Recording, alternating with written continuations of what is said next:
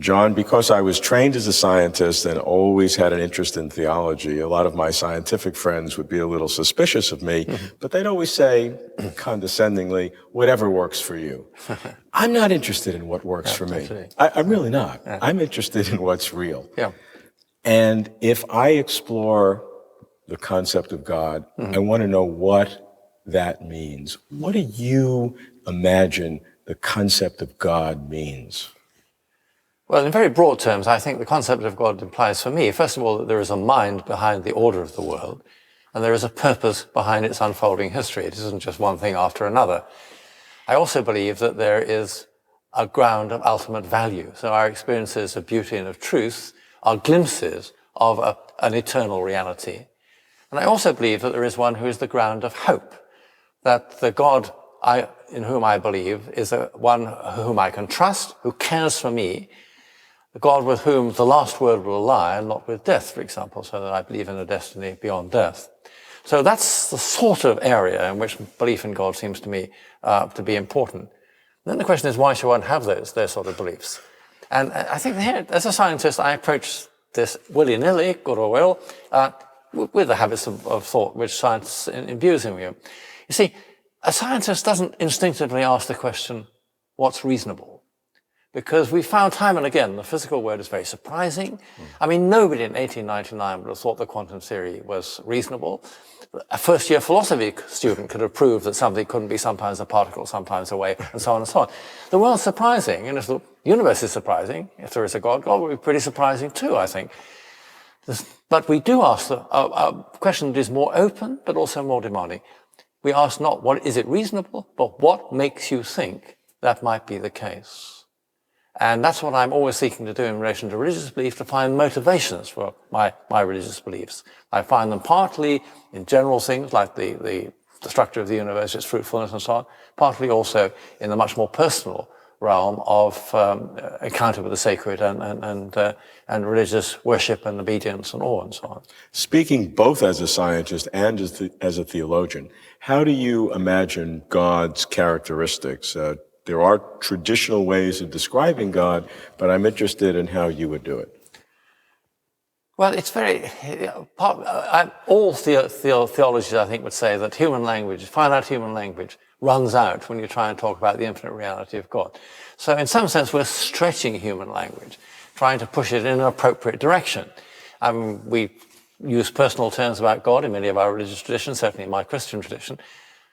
Again, not because we think God is a sort of big invisible person, but it is less misleading to use personal language than impersonal language about God. So we have to push things as far as we can.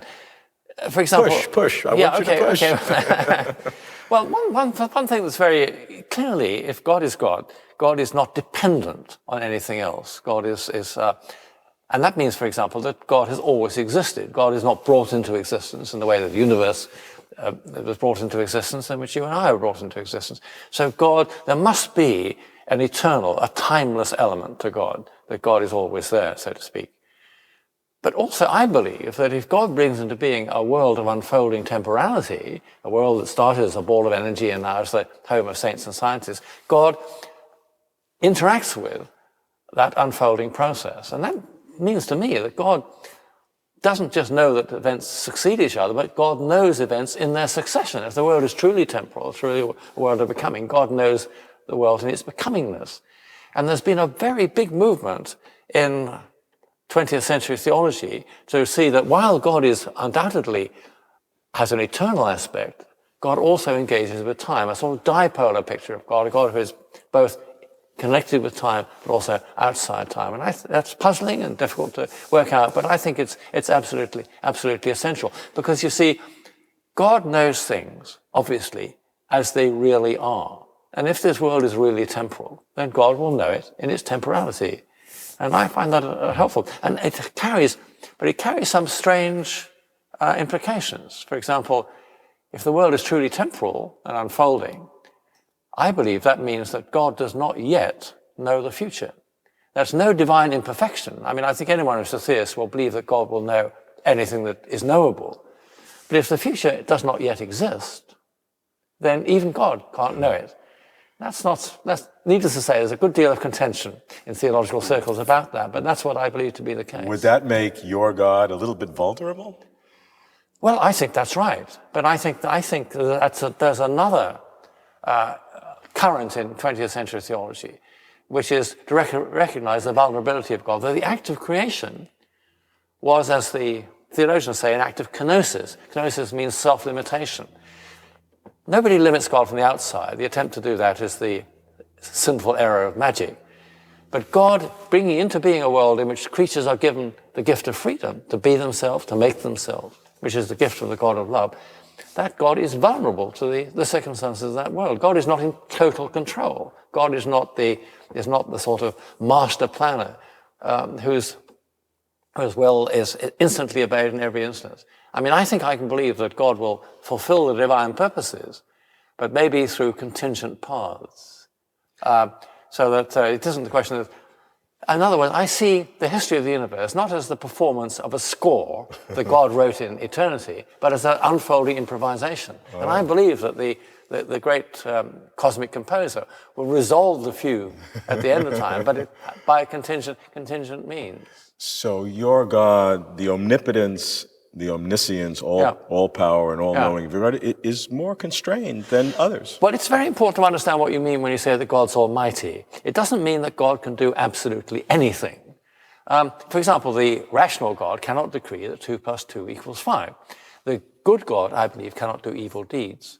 And the God who is the God of love cannot be a cosmic tyrant. There must be some gift of freedom. It's risky, it's vulnerable, as you say, in that sense. But that, I believe, is important. And it explains that not everything that happens in the world is the fulfillment of God's direct will. I don't believe that God wills either the act of a murderer or, indeed, the devastation wrought by an earthquake. But God allows both to happen in a creation which is given its freedom to be itself and to make itself. I was actually quite moved when you wrote that God is neither the extreme tyrant dictator of the universe, but also not the God who sort of set it in motion and then went away. Right. Those are the sort of two extremes. That's right. Yes. You have to find somewhere in the middle that God interacts with creatures but does not overrule creatures.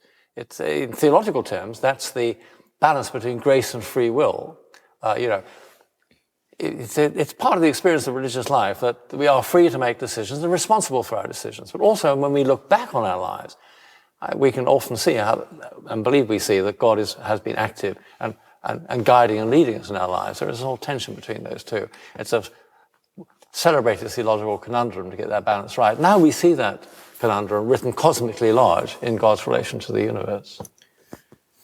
Does that mean that God is less of a person than traditional Christian doctrine has said? I don't think it means that God is less of a person. In fact, I would say in some sense it makes God more of a person, because part of personality is to be vulnerable, is not to be tightly in control. If I'm a manipulative person, a totally manipulative person, is in some sense a contradiction in terms. It's an oxymoron. So I think it makes God more like a person. And some people would say that, some critics of that would say that it's too anthropomorphic. I mean, it's just projecting images of our own finiteness onto an infinite God. But I think that it's a very important insight. And what does it make you feel to think about a God like this? Well, I think it makes me feel that is a God in whom I can trust, whom I can give myself.